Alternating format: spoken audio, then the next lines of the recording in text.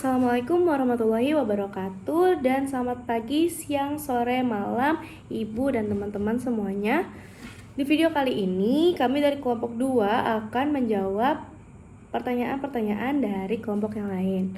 Langsung aja kita mulai dari kelompok pertama, yaitu pertanyaannya, apa yang bisa kita manfaatkan dalam kekuatan militer untuk memperkuat identitas bangsa dan negara Indonesia? Nah, jadi ada beberapa cara yang bisa kita lakukan untuk memperkuat identitas bangsa dengan memanfaatkan kekuatan militer. Yang pertama itu dengan memperkokoh kedaulatan dan keamanan negara dengan menjaga wilayah NKRI dari ancaman luar maupun dalam. Contohnya seperti saat Cina itu mengklaim kalau misalnya Pulau Natuna ini milik Cina. Padahal menurut hukum internasional Pulau Natuna ini sudah ditetapkan itu masih milik Indonesia gitu. Di sini kan pasukan militer yang berjaga di wilayah Natuna itu pastinya menjaga dengan ketat wilayah Natuna dan juga mengusir kapal-kapal laut yang dari Cina dengan cara dibom, dihancurin gitu kan, supaya mereka itu menjauh dari wilayah Indonesia. Nah, hal ini keberhasilan pasukan militer dalam menjaga wilayah Natuna ini pastinya juga meningkatkan rasa percaya diri bangsa Indonesia kalau misalnya kekuatan militer negara kita itu juga kuat dan juga itu membuat pandangan negara lain ke Indonesia itu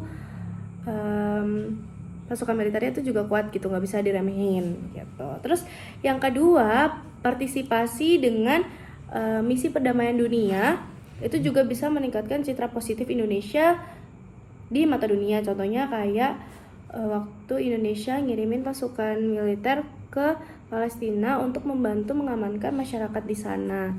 Itu juga termasuk salah satu misi perdamaian dunia kan, karena dia membantu dalam hal kemanusiaan kan juga. Pasukan militer juga membantu memberikan bahan-bahan makanan gitu-gitu kan. Itu juga membangun hubungan baik dengan negara yang dibantu. Dan yang ketiga, dengan bekerja sama dengan militer internasional dengan cara mengikuti kegiatan-kegiatan latihan sama negara lain, itu juga bisa juga bisa menunjukkan kemampuan Indonesia dan meningkatkan pengakuan global terhadap Indonesia. Kalau ternyata skill dari militer Indonesia ini juga gak kalah bagus, gak kalah kuat gitu. Dan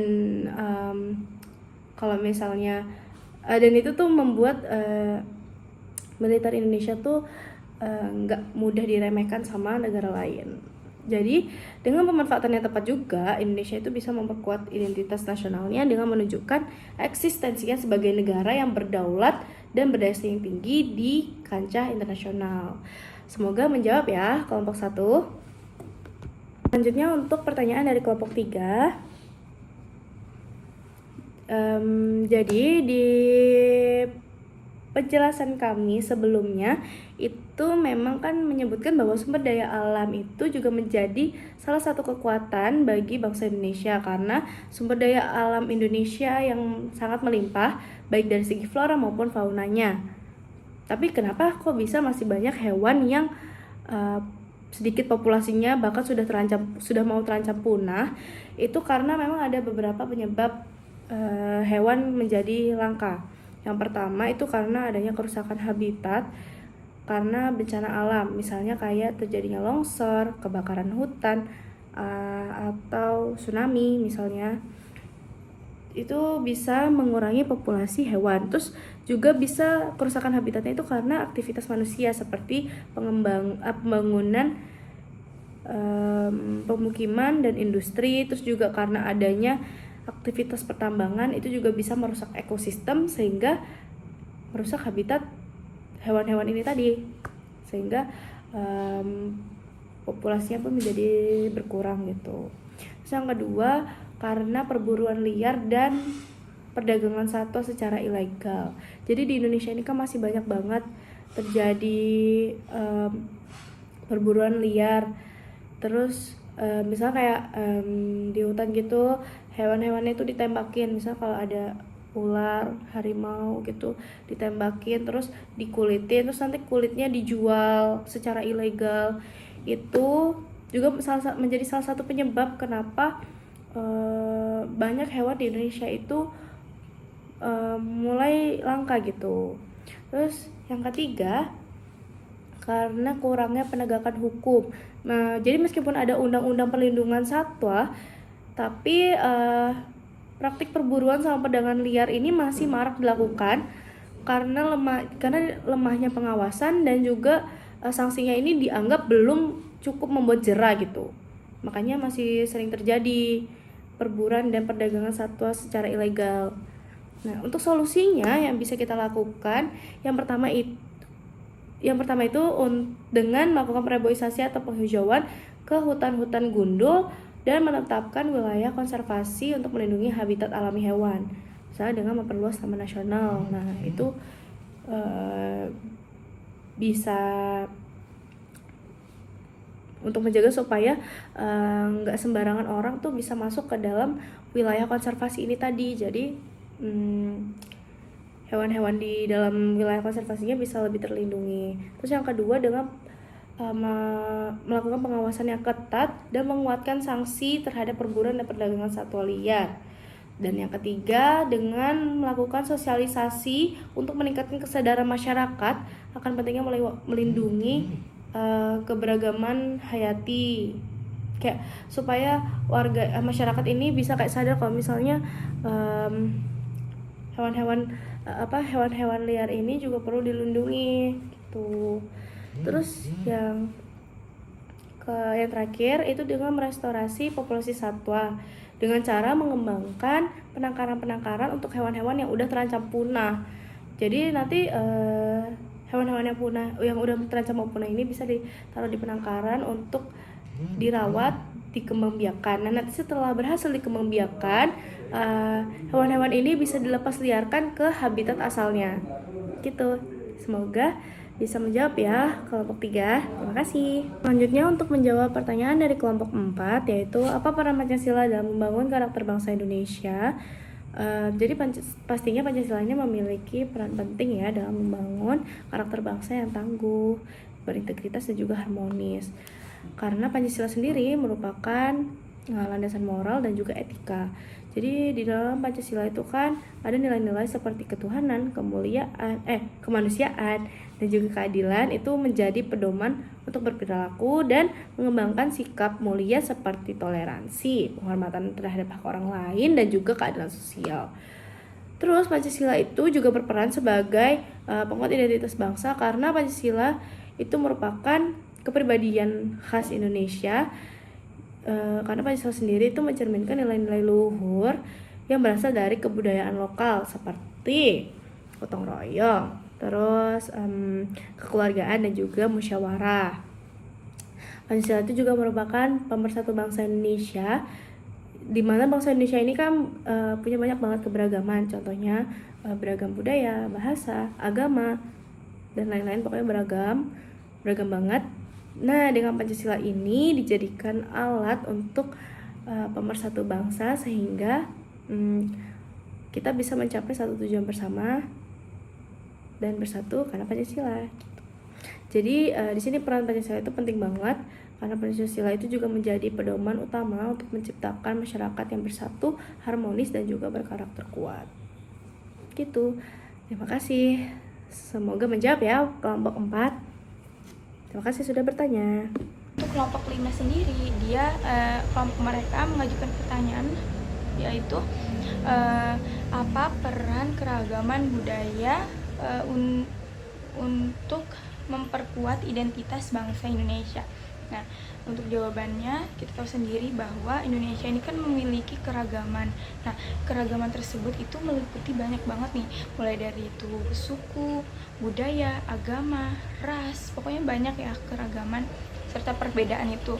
Nah, itulah yang menjadikan suatu Indonesia ini berbeda dengan negara-negara lain, karena hanya di Indonesia ini yang memiliki banyak perbedaan.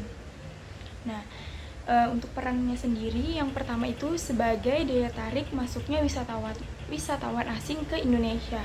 Nah, dengan banyaknya tadi perbedaan, keragaman mulai dari suku tadi, agama, pokoknya budaya, adat istiadat, itu nanti pastinya akan mengundang banyak wisatawan agar untuk berkunjung ke Indonesia, untuk belajar, untuk mengunjungi tempat-tempat wisata, dan di situ nantinya akan mendorong pertumbuhan ekonomi bagi Indonesia serta menyumbang devisa pendapatan negara, karena mereka nanti wisatawan yang datang ke Indonesia tuh menyaksikan berbagai keragaman yang dimiliki Indonesia. Misalnya Indonesia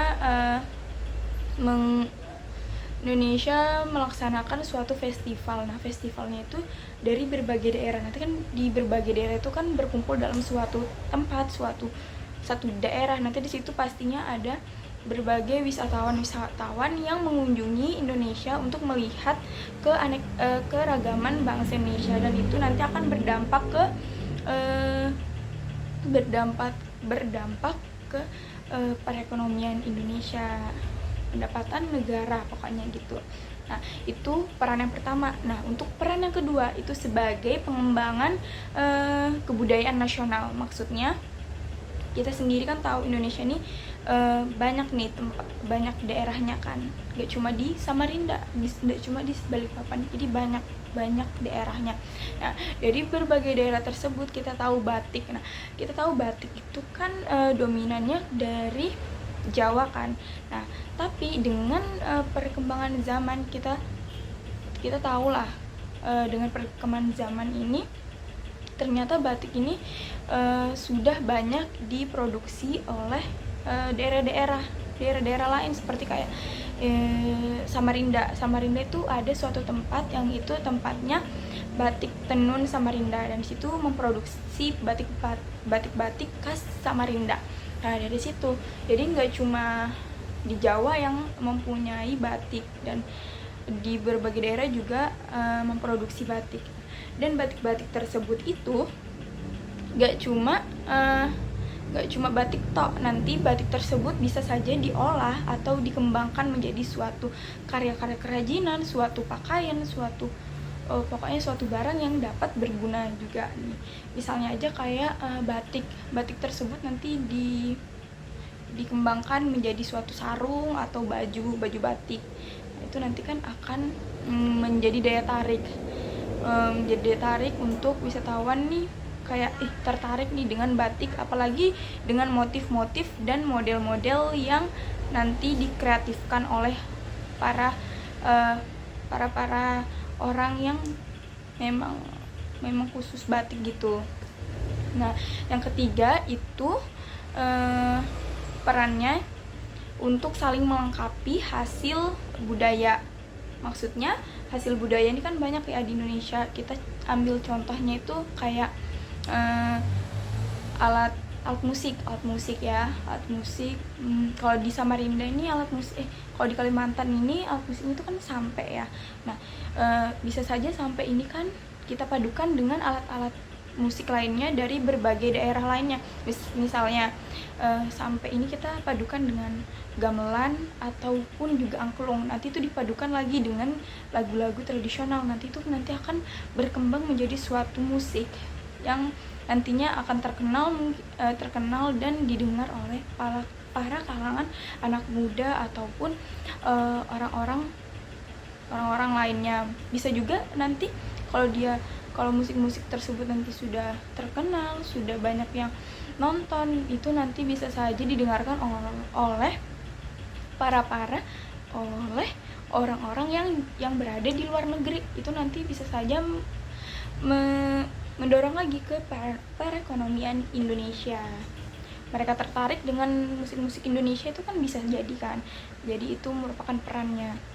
Dan yang keempat perannya itu ada sebagai inovasi budaya. Nah, kalau sebagai inovasi budaya ini saya mengambil contoh kayak pakaian adat. Di berbagai daerah pasti setiap suku pasti memiliki pakaian adat tersendiri kan, sesuai dengan ciri khasnya, pokoknya banyak gitu kan. Contohnya kebaya itu kan dipakai kebanyakan oleh orang Jawa. Nah, yang contoh kedua saya mau kasih contoh, itu ada dari Bugis, itu ada baju bodoh. Nah, misalnya ada suatu festival lagi nih, ada suatu fashion show yang bertemakan dengan kebudayaan. Itu pasti setiap daerah itu pasti membawakan atau mengenakan pakaian sesuai dengan daerah dan sukunya masing-masing kan. Misalnya dari Bugis, dia pakai baju bodoh. Dari Jawa dia pakai kebaya. Itu kan pasti nanti berkumpul kan, setiap daerah itu nanti akan membangun suatu kerjasama antar suatu daerah, dan itu nanti akan dilihat oleh seluruh dunia bahwa Indonesia ini memiliki banyak keragamannya, tidak hanya sukunya, tidak hanya agamanya, dan banyak sekali keragaman yang dimiliki Indonesia. Dan peran-peran tersebut itu nanti akan diakui oleh mata dunia bahwa Indonesia ini memiliki banyak sekali perbedaan, pokoknya berbeda dengan negara-negara lain, yang istimewa lah pokoknya Indonesia ini. Jadi terkenal di berbagai negara bahwa Indonesia ini kaya akan keragamannya. Mungkin itu peran-perannya ada 4 ya yang saya sampaikan. Yang pertama tadi sebagai daya tarik wisatawan untuk masuk ke Indonesia. Kedua, dia sebagai pengembangan kebudayaan nasional. Dan ketiga itu ada sebagai untuk saling melengkapi hasil budaya atau hasil karya. Dan yang keempat itu ada sebagai inovasi budaya. Jadi itu semuanya itu nanti akan bersatu untuk menciptakan negara Indonesia maju dan memperbaiki perekonomian Indonesia untuk menjadi negara yang lebih maju lagi. Terima kasih. Nah, kemudian saya akan menjawab pertanyaan dari kelompok 6, yang dimana dari kelompok 6 ini mengajukan suatu pertanyaan, yaitu langkah apa saja yang perlu diambil untuk memastikan bahwa bonus demografi tidak berubah menjadi beban sosial bagi Indonesia. Nah, untuk memastikan bahwa bonus demografi ini tidak berubah menjadi beban sosial negara Indonesia, itu ada beberapa kebijakan serta langkah-langkah yang perlu diambil oleh pemerintah, yang perlu diterapkan agar bonus demografi ini tidak berubah menjadi beban sosial. Yang pertama itu adanya keterampilan serta pendidikan yang tinggi serta pendidikan yang berkualitas, dan serta adanya suatu investasi dalam pendidikan tersebut. Nah, dengan adanya suatu keterampilan tersebut, para generasi muda nantinya akan siap atau pokoknya siap untuk menghadapi berbagai tantangan untuk sektor-sektor yang berkembang. Dan itu juga sesuai dengan keterampilan yang anak muda miliki serta keunggulan-keunggulannya. Nah, terus itu yang kedua, membuka lapangan pekerjaan yang merata ke seluruh daerah. Jadi nggak cuma di daerah satu. Jadi semua daerah itu harus rata peluang pembuka lapangan kerjanya. Ya, dan itu juga harus diperkuat dengan adanya sektor-sektor kayak teknologi, kayak kreativitas, teknologi kayak banyak gitu ya, teknologi industri gitu, pariwisata. Jadi itu sesuai gitu. Dan yang ketiga tuh adanya akses kesehatan yang memadai, kesehatan yang baik, nanti yang berguna, yang dimanfaatkan bagi generasi anak muda. Jadi akses kesehatan itu nggak cuma di satu daerah aja, nggak cuma di suatu kota aja. Jadi semua daerah, baik daerah terpencil, daerah perdesaan, kan kebanyakan tuh daerah yang terpencil tuh kayak masih kurang diperhatikan gitu kan. Nah, itu harusnya lebih dikembangkan lagi, lebih ditingkatkan lagi akses kesehatannya. Jadi itu adalah Jadi itu adalah suatu langkah-langkah perbaikan akses kesehatan untuk agar generasi anak muda ini hidup sehat dan tetap produktif. Nah, Dan yang keempat itu adanya jaminan sosial atau pensiun yang berguna yang dapat dimanfaatkan oleh golongan para orang tua yang akan mendatang nanti. Dan nanti itu yang bermanfaat bagi para pensiunan nantilah pokoknya. Jadi itulah kayak suatu langkah-langkah yang dapat diambil gitu ya, kayak pendidikan yang berkualitas, terus tuh lowongan pekerjaannya, lapangan pekerjaannya yang cukup, yang merata di berbagai daerah, terus tuh kesehatannya juga dikembangkan lagi, terus tuh juga adanya jaminan sosial untuk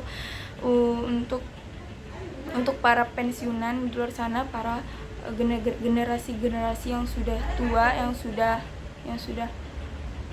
tua gitu. Jadi semuanya aman dan langkah-langkah tersebut nantinya juga akan mengurangi angka kemiskinan yang ada di Indonesia, serta nanti juga dengan adanya langkah-langkah tersebut nanti akan mendorong pertumbuhan ekonomi Indonesia juga. Jadi itu akan mengurangi potensi beban sosial yang ada di Indonesia. Jadi itu adalah langkah-langkahnya. Terima kasih.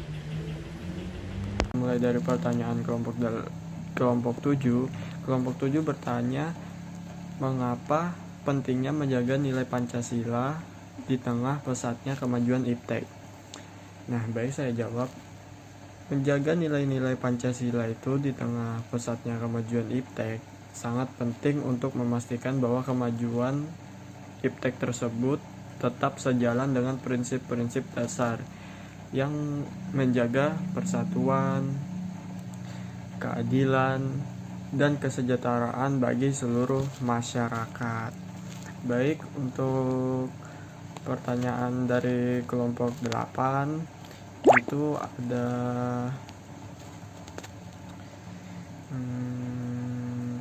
bagaimana cara agar dapat menarik SDM sekitar khususnya yang berada di usia produktif untuk ikut mengelola keberagaman budaya dan pusat destinasi wisata.